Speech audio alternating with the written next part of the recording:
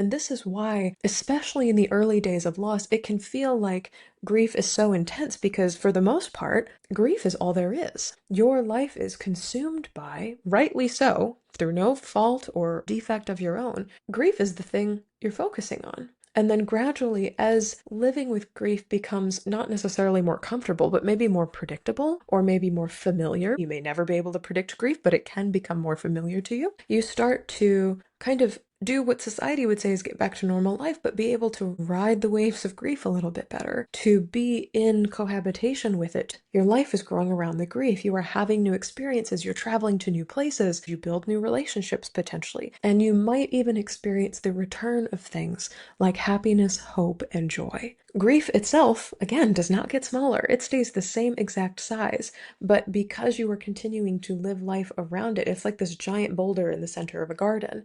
It continues to exist, but the size of the garden and the plants that grow there and the seasons that are happening, those all change.